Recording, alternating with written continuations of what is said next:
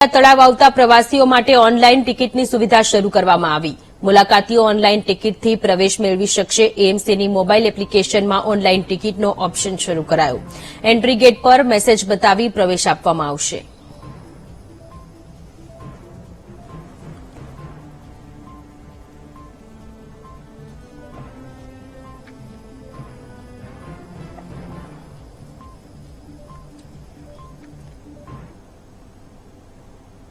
વડોદરા હરણી દુર્ઘટના બાદ એએમસીનું તંત્ર જાગ્યું। પોલીસ ક્લિયરન્સ ન હોવાથી સાબરમતી રિવરફ્રન્ટ પર ચાલતી બોટિંગ બંધ કરવામાં આવી।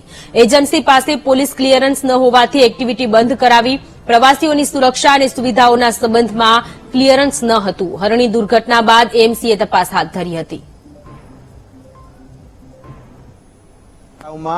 14 લોકોના ડૂબવાથી મોત થયા હતા। વિગતો જે રીતની સામે આવી હતી કે જે બોટ હતી તે બોટ ખૂબ દયનીય પરિસ્થિતિમાં હતી, ખરાબ પરિસ્થિતિમાં હતી। બોટની અંદર પાણી આવી રહ્યું હતું।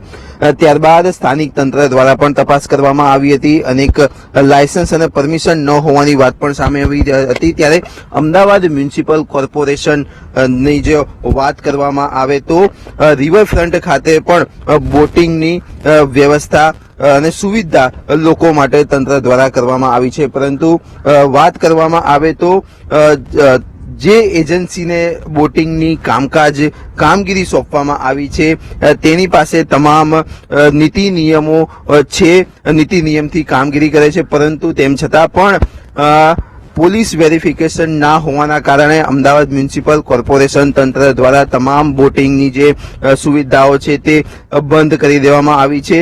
જ્યાં સુધી પોલીસ ક્લિયરિફિકેશન નહીં મળે ત્યાં સુધી આ સેવા બંધ કરવામાં આવશે। મળતી માહિતી પ્રમાણે બરોડામાં જે ઘટના બની હતી તેના તાત્કાલિક બીજા દિવસે જ આ નિર્ણય અમદાવાદ મ્યુનિસિપલ કોર્પોરેશન દ્વારા લેવામાં આવ્યો હતો। હાલમાં અમદાવાદના જે રિવરફ્રન્ટ ખાતે જે બોટિંગ સર્વિસ છે તે બંધ કરવાનો નિર્ણય એએમસી તંત્ર દ્વારા કરવામાં આવ્યો છે। કેમેરા પર્સન આશિષ ડોડિયા સાથે પાર્થ જાની, વીટીવી ન્યૂઝ, અમદાવાદ।